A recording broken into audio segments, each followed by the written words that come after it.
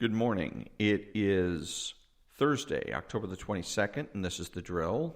This is a special episode of The Drill. I call it the Rush Limbaugh episode. The prayer of the day comes from me. Dear Lord, please bless Rush Limbaugh. Please ease any pain and discomfort that he may feel physically and emotionally from the toll exacted on his body and mind by cancer and cancer treatments. I am but one of his many listeners, and am a better man for having listened to Mr. Limbaugh's show.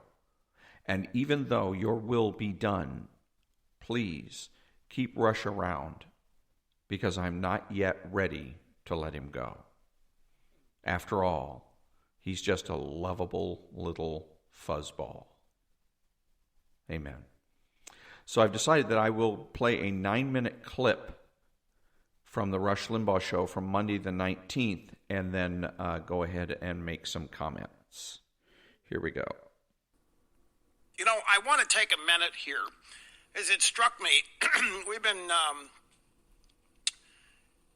fairly overwhelmed with countless emails and inquiries you have sent, wishing me well and wanting a status report on my health. And it struck me, it's been a while. I haven't updated you on it in a while, and the reason is, and not to be redundant, but I vowed that I was not.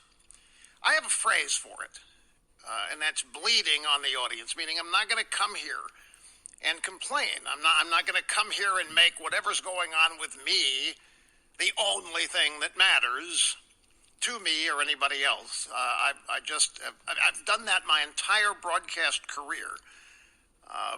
One of my pet peeves is people who are so self-focused and so self-interested. I mean, you could be having a conversation with them. They could ask you how you're doing. You could be honest. You can tell them, well, I'm doing this, doing that, not doing well here. They won't even hear you. They can't wait to tell you what's going on with them. And I have vowed that I was not going to treat my lung cancer diagnosis as an opportunity to bleed on the audience, to either complain or constantly update. The reason for it is that, first and foremost, there's a radio show here to do each and every day, and that's why people tune in to listen to it. The second thing, and there are a couple things. The second thing is it's just a matter of once you go down that road, you create expectations, and people want to hear more. And then there is the privacy angle of it all. But more than that is that I'm not the only one that's going through hardships, challenging times, and I refuse to act like I am the only one. And I refuse to act like the only thing you care about is what's going on with me. I just do not have that kind of personality or attitude. But at the same time, it's been a while, because of all that we've updated you. And I know you're out there praying for me. It's unbelievably humbling to know how many. It's got to be in the millions of people who are actively praying. Many of you are signifying for us how you're doing so. And we've got all kinds of opportunity for people at rushlimbaugh.com and other web pages that people can weigh in. Twitter now, Facebook. I just don't like to talk about it often because I don't want to be a cancer patient on the radio. And there's another thing, too. Folks, it's an up and down thing. It really is a day-to-day thing. And so what I tell you one day could very well be true. And then the next day, oops, setback, oops, what? Then I got to go back and say, folks, what I told you yesterday, forget it. It's not true today. Don't want to put you through that. Don't want to put myself through it. But I know you're concerned.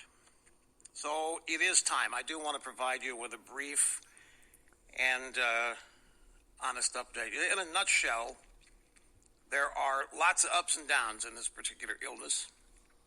and it can feel like a roller coaster at times that you can't get off of. And again, I want to stress here that I know countless numbers of you are experiencing the same thing. If it isn't lung cancer, it's some kind of cancer. If it isn't you, it's somebody really close to you. If it isn't an illness, it's something. I mean, we're all going through challenges. Mine are no better, and mine are no different, and mine are no more special than anybody else's. But it can feel like a roller coaster. From the moment you get the diagnosis, there's a part of you every day, okay, that's it, life's over. You just don't win. But when you get that diagnosis, I mean, that's... So,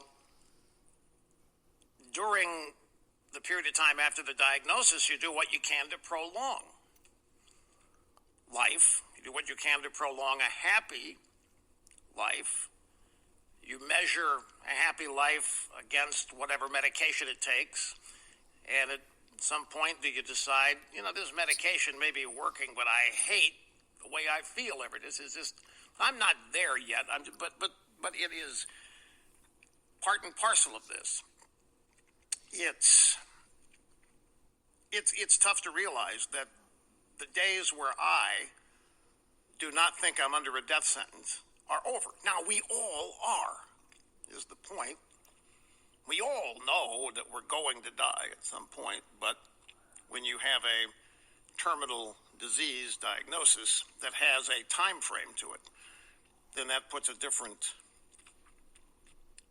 psychological and even physical awareness to it. So last week was treatment week. Was it last week was treatment week? A week before was treatment week. And got some scans.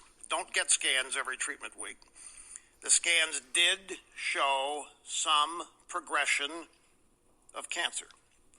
Now, prior to that, the scans had shown that we had rendered the cancer dormant.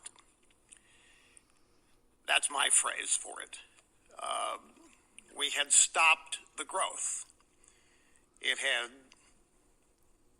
been reduced, and it had become manageable.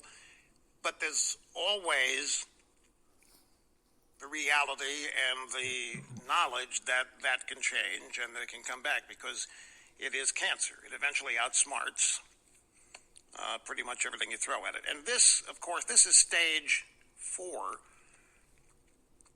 lung cancer. It was, a lot of people have said, well, why did you wait until it was stage 4? There was no way to know when it was stage 1, is the thing. There would have been no reason to go get a bunch of scans at stage 1. Stage 1, just a bunch of little nodules running around, and even if you got a scan that showed a bunch of nodules, they say, got to keep a sharp eye on this. There's some nodules here, some nodules there. But it really doesn't present as what it is, this type of cancer, until it's stage 4. And stage 4 is, as they say, terminal. So, we have some recent progression. It's not dramatic, but it is the wrong direction. So we have to tweak the treatment plan, which we did, and the chemotherapy drugs in hopes of keeping additional progression at bay for as long as possible. So the idea now is to keep it where it is, or maybe have it reduce again. We've shown that that is possible. If it happened once, it can happen again. So that's the objective of the current treatment plan. For those of you that have been paying attention to the ball game analogy of this, my last left off, I was rounding second base.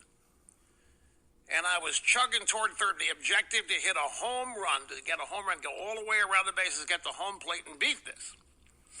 So I was rounding second, on the way to third, and I realized I wasn't going to make it. I had to turn around, make a mad dash, head back to second base, slid in there, got into second base safely, and that's where I am. Was trying to steal third base, trying to steal some more ground.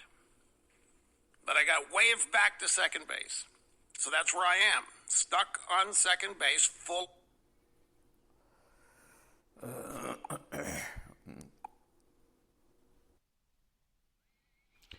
And so, despite the setback, I look forward to listening to El Rushbo nobly suffer the slings and arrows of outrageous fortune for many years to come. Back in a minute.